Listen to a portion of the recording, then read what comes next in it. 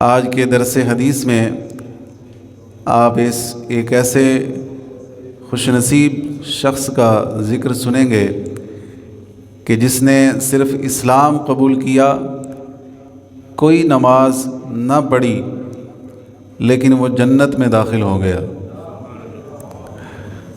صحیح بخاری شریف کی حدیث پاک ہے، حضرت براء بن عازب رضی اللہ تعالی عنہ سے مروی ہے،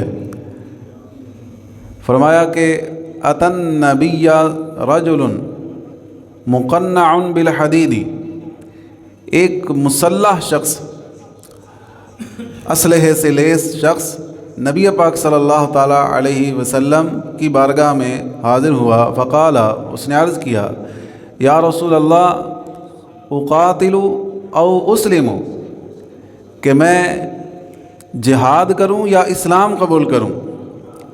قال اسلم ثم قاتل، کہ پہلے اسلام قبول کرو پھر جہاد کرو، کہ جہاد نیکی تو ہے لیکن بغیر ایمان کے کوئی نیکی فائدہ مند نہیں۔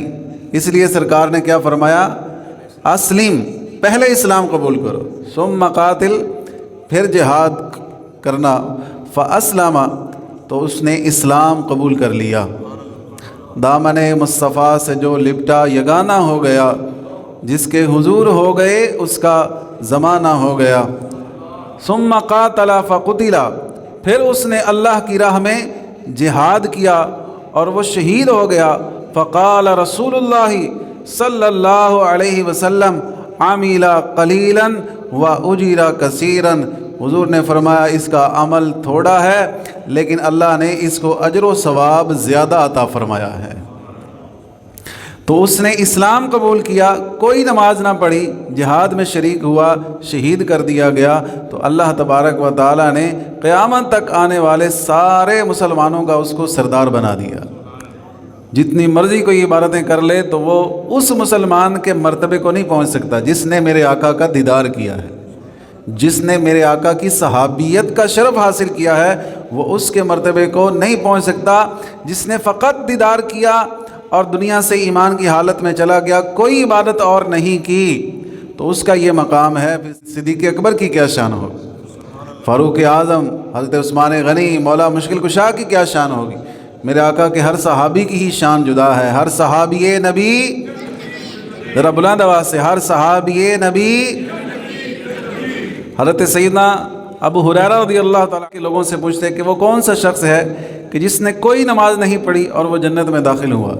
جب لوگ جو ہے وہ لا علمی کا اظہار کرتے تو آپ فرماتے وہ عمر بن ثابت رضی اللہ تعالیٰ عنہ ہیں، وہ اسلام لائے اور نماز کا وقت پانے سے پہلے ہی شہادت سے سرفراز ہو گئے۔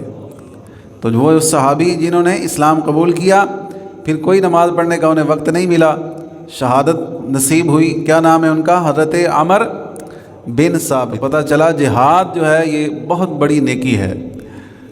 ہم اگر جہاد میں نہیں نہ جا سکتے تو کم از کم جو جہاد کر رہے ہیں ہمیں ان کے ساتھ تعاون تو کرنا چاہیے۔ جو دین اسلام کی سر بلندی کے لیے لڑ رہے ہیں، شہادتیں نوش کر رہے ہیں، تو ہمیں ان کے ساتھ تو تعاون کرنا چاہیے، ان کے لیے دعا تو کریں آپ۔ وہ چیزیں کہ جن سے یہود و نصارہ کو سپورٹ مل رہی ہے اور مسلمانوں کو نقصان ہو رہا ہے، جیسے یہودیوں کی جتنی پروڈکٹس ہیں، بے شمار ان کی یہاں پر پروڈکٹس جو ہیں وہ سیل کی جا رہی ہیں، اس کے متبادل پاکستانی پروڈکٹس موجود ہیں یا کسی اور کمپنی کی موجود ہیں، تو ہمیں اس کو اختیار کرنا چاہیے۔ یہودیوں کی، اسرائیلیوں کی جو کمپنیاں ہیں ان کا ہمیں بائیکاٹ کرنا چاہیے۔ آپ سوچیں گے اس سے کیا فرق پڑے گا؟ اس سے بہت فرق پڑے گا، اربوں خربوں ڈالرز کا فرق پڑتا ہے اگر سارے اجتماعی طور پر بائیکاٹ کریں۔ تو ہمیں یہ کرنا چاہیے کہ آپ جہاد پر نہیں جا سکتے تو کم از کم جو جہاد پر جا رہے ہیں ان سے اظہار یکجہتی کے لیے، اظہار محبت کے لیے کم از کم اتنا تو اپنے اندر ایمانی غیرت پیدا کر لیں کہ یہودیوں کی جو پروڈکٹس ہیں ان کا ہی آپ بائیکاٹ کر دیں۔ نبی پاک صلی اللہ تعالیٰ علیہ وسلم کو جہاد میں جانے کا کتنا شوق تھا۔ حضور جب کسی غزوہ میں خود نہ شریک ہو پاتے تو اپنا جو سامان تھا، جنگی سامان، جو لباس، جنگی لباس تھا، اپنی تلوار تھی، وہ حضرت علی کو دے کر بھیجا کرتے تھے، چلے میں نہیں جا سکا تو میرا سامان جو ہے وہ جہاد میں چلا جائے۔ تو اس لیے ہمیں شہیدوں سے، مجاہدوں سے محبت کرنی چاہیے۔ شہید جب قیامت کے دن آئے گا تو اس کا خون ویسے ہی ٹپک رہا ہوگا جیسے شہادت کے وقت تھا۔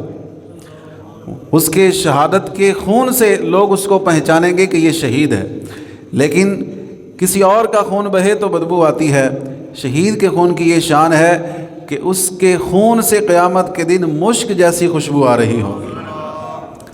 تو ہمیں جہاد کا جذبہ بھی اپنے اندر پیدا کرنا چاہیے، اور پھر شہیدوں سے اور مجاہدوں سے ہمیں محبت بھی ہونی چاہیے، اور محبت بھی صرف زبانی دعووں تک نہیں بلکہ عملی طور پر ہمیں، پریکٹیکلی طور پر ہمیں محبت کا ثبوت دینا چاہیے۔ پوری قوم کو اس محبت کا ثبوت دینا چاہیے۔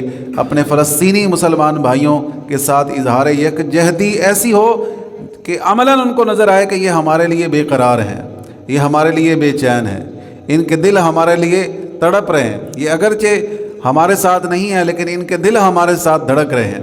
لیکن افسوس کی بات یہ ہے کہ ایک طرف پاکستانی قوم میچ دیکھنے میں مصروف ہے، دوسری کچھ طبقہ ہے وہ فٹ بال کے میچ کے مزے لے رہا ہے، کچھ وہ بے حیا طبقہ ہے جو ایک طرف تو کشمیری ماؤں بہنوں کی گودیں اجڑ رہی ہیں، فلسطینی ماؤں بہنوں کی، اور دوسری طرف پاکستان میں جناب پاکستانی ایکٹرز وہ جناب مختلف ایوارڈز کی تقاریب میں بے حیائی والا لباس پہن کر اپنے جسم کی نمائش کر رہی ہیں۔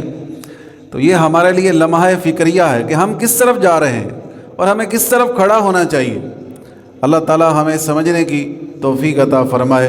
اے خاصان رسول، وقت دعا ہے، امت پہ تیری آ کے عجب وقت پڑا ہے، جو دین بڑی شان سے نکلا تھا وطن سے، پردیس میں وہ آج غریب الغربا ہے۔ اللہ تعالی ہمارے دین اسلام کو بلندیاں اور عروج عطا فرمائے، اور خصوصاً ہمارے فلسطینی مسلمان بہن بھائیوں کی اللہ غائبانہ مدد فرمائے۔ ہم یہی دعا کر سکتے ہیں، غائبانہ مدد فرمائے، کیونکہ ہم خود تو غائب ہیں، پوری امت مسلمہ ہی غائب ہے۔ تو اب اللہ تبارک و تعالیٰ ہی ان کی مدد فرما سکتا ہے۔ ہم لوگ تو بس پھر ایسے ہی زبانی دعوی کر سکتے ہیں، کھوکھلے دعوی کر سکتے ہیں، اور ہمارے پلے کچھ نہیں ہے۔